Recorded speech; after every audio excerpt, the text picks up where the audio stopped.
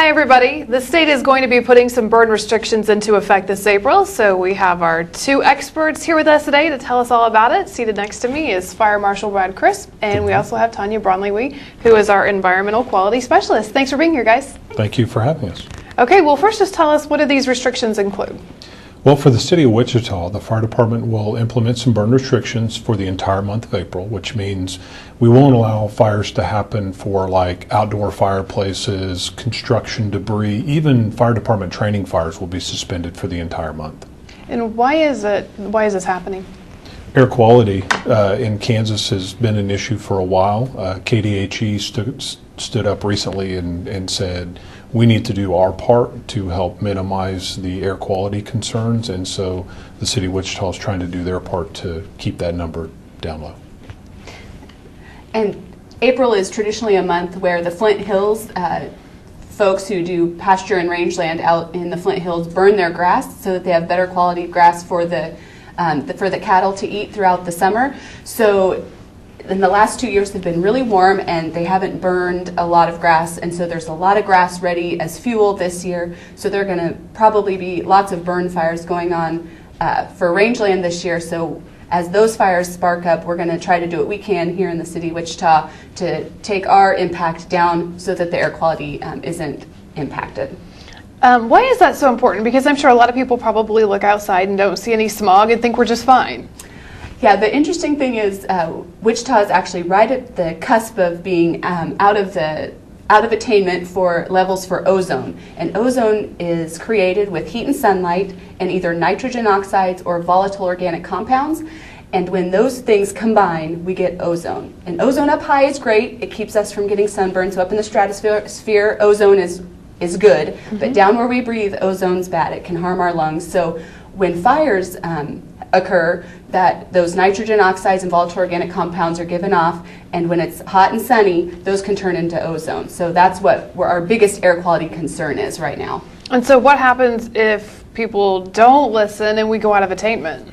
Well, there's a big cost if we go out of attainment for a 4-county area around Wichita, and we could have higher gas prices. Businesses could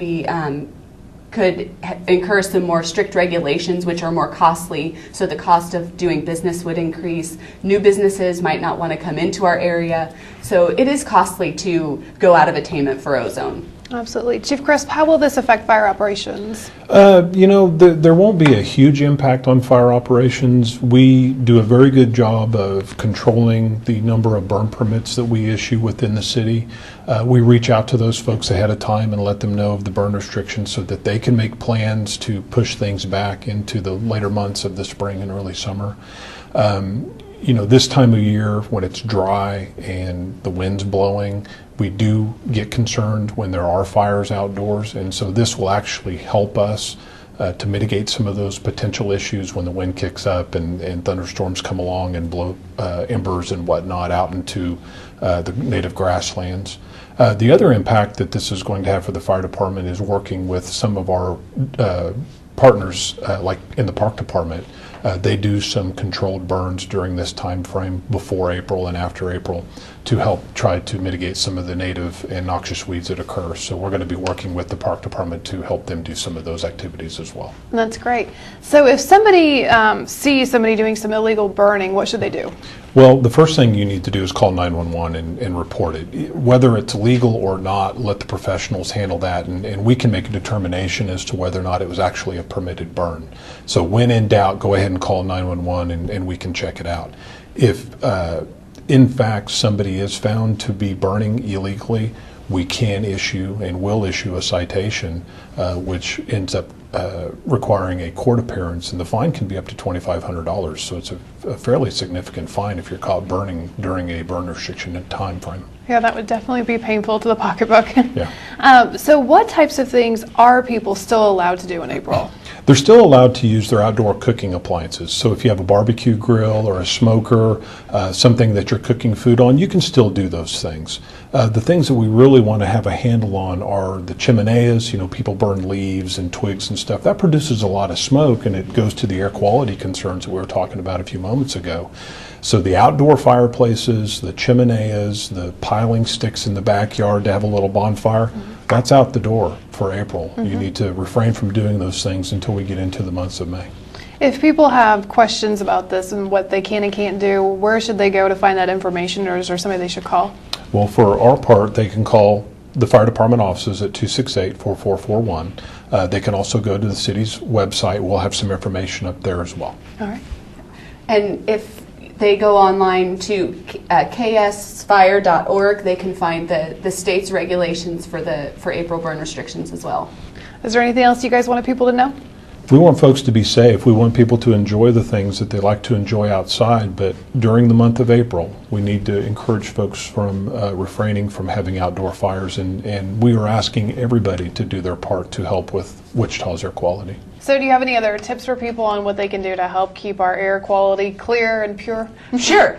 The first thing that we'd like everybody to do is sign up for an ozone alerts. It's an email that you'll get if it looks like it might be a high ozone day. We'll send out an email. Folks can get those and then adjust their daily activities to do as little as they can to affect the ozone. Things that you can do to reduce your ozone emissions are fueling when it's cool, mow when it's cool, either early in the day or late in the day. Anything you can do to carpool, drive less, walk to the store, or if you walk to school or work, ride your bike, those sorts of things. Staying within the speed limits. Another good point or a good practice is for people to keep their vehicles maintained, keep their tires inflated to the proper inflation, keep their vehicle serviced by changing the oil and the filters, and having your vehicle running in a good way, in an appropriate way, is a great way to reduce emissions as well. It seems like those are pretty simple things that can make a big impact if we all do them. Exactly, and they're cheap, and they actually save you money most of the time. All right. Well, thank you both so much for being here. It's great information to have. Thank you. And we'll encourage you to check out wichita.gov so you can get the list of the do's and don'ts. Thanks for watching.